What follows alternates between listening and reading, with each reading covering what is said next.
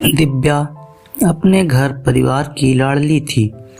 स्वाभाविक है, उस लाड़ दुलार से वह शरारती भी बन चुकी थी। हमारे मोहल्ले के लगभग सभी परिचितों के घर में भी आंटी चाचियों के बीच खूब मस्ती करती थी, मानो वह शरारत की देवी बनकर अवतरित हुई थी। उसकी दिनचर्या मौज मस्ती तक ही सीमित थी।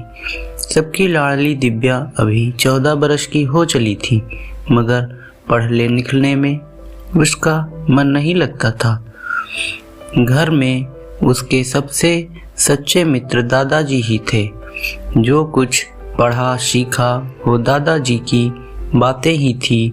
जो उसे एक बात की बहुत चिढ़ थी, वह थी शादी की बात, मगर दादाजी को यही बात बहुत भाती थी।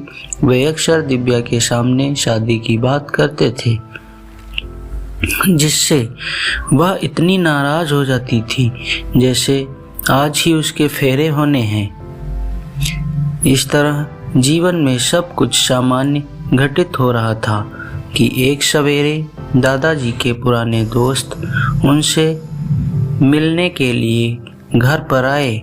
दिव्या भी घर पर थी। घर के संस्कारों के मुताबिक उसने पाँव छुए और पानी लाकर दिया। तभी दादाजी कहते हैं, बेटा इन्हें जानते हो? ये मेरे चूड़ वाले साथी हैं। दादाजी की इस बात को सुनकर दिव्या खिलखिलाकर हंसने लगी।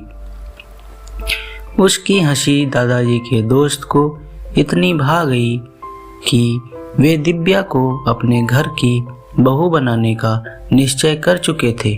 उन्होंने अपने दोस्त को यह बात कह डाली।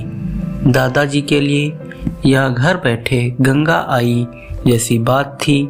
वे अपनी लाडली के रिश्ते के लिए हमेशा चिंतित रहते थे। उनके दोस्त से बढ़कर अच्छा समधी कोई नहीं हो सकता। अगली पंचमी तिथि को दिव्या की शादी करने का निश्चय किया। जब यह बात उसके कानों में पड़ी तो वह रोए जा रही थी, मानो उसके प्रिय दादाजी ही उसे घर छुड़वाने पर तुले हैं। इस सब की आस घर वालों को भी थी। दिव्या में भी इतनी समझ तो थी कि शादी का मतलब अपने घर को छोड़कर के घर रहना पड़ेगा। इस तरह दोनों की शादी बड़े धूमधाम से हुई। शादी के बाद पति पत्नी पहली बार मिले और अगले दिन दिव्या के पिता बेटी को लेने के लिए आए। इस तरह गृहस्थ जीवन चलता रहा। दिव्या कभी अपने ससुराल तो कभी मायके आती जाती और जिंदगी चल रही थी। दिव्या और उसके पति के बीच अक्सर बच्चे की तरह कहासुनी होती रहती थी। एक दिन दोनों झगड़कर एक दूसरे से रूठे बैठे ही थे कि दिव्या की पिताजी उसे लेने आ गए। दिव्या अपने मायके जाते हुए पति से कहने लगी, अब कभी ना आऊंगी आपके घर। थोड़ा नाराज पति कहता है, तो मत आना जब तक ना बुलाऊं। दिव्या जवाब देती है, तो मुझे क्या पता चलेगा कि आपने बुलाया है। पति कहता है, जब कभी तुम्हें कोरा कागज दिख जाए तो समझ लेना मेरा बुलावा है। इस तरह सभी घर वालों के साथ दिव्या का कुछ वक्त अच्छे से व्यतीत होता है। जब कोई उसके पति के बारे में पूछता है तो वह कहती है, अच्छे हैं मगर थोड़े बुद्धू हैं। यह सुनकर सब हंस पड़ते हैं। मायके रहते 2 हफ्ते ही हुए थे कि ससुर जी दिव्या को लेने आ गए। उसने कुछ दिन और ठहरने की इच्छा जताई, पर ससुर जी ने भी बात रखने के लिए कुछ दिन और रुकने को कह दिया। कुछ ही दिन बीते थे कि दिव्या को लेने उनके जेठ जी आते हैं। लंबा समय बीतने के साथ ही दिव्या को भी अपने ससुराल की याद आने लगी, मगर अभी भी वह उस कोरे कागज के संकेत का इंतजार कर रही थी। वह अपने पति के पास गई और किसी तरह बहाना कर ससुराल नहीं गई। आखिर में वह माँ की नहीं मानने पर भी जेठ जी को वापस जाना पड़ा।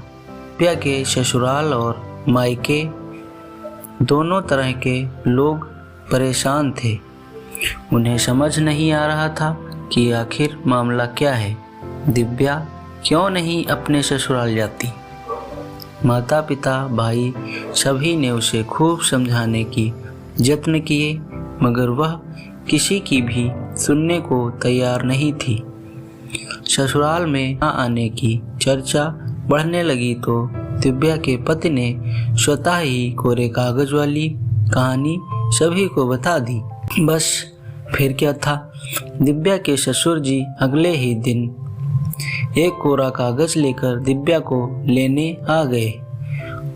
उसे भी कागज का इंतजार था। वह कागज को देखते ही उस पर अपने पति का नाम लिखकर अपना सामान बांधकर अगले दिन अपने ससुर जी के साथ पति के घर चली गई। दिव्या का पति भी इस घटना से बेहद मर्मज्ञ हो चुका था। इस तरह दिव्या को अपने मन चाहे पति देव पुनः प्राप्त हो गए। दोनों ने मिलकर खूब बातें की। आज भी वे खुशी से जीवन व्यतीत करते हैं। जब कभी उनके बीच कागज का जिक्र आता है तो दोनों के चेहरे पर एक हल्की सी मुस्कान अवश्य आ जाती है। दोस्तों, ये कहानी आपको कैसी लगी? अगर अच्छी लगी हो तो लाइक करें, सब्सक्राइब करें और कमेंट बॉक्स में सुझाव ज़रूर दें। धन्यवाद।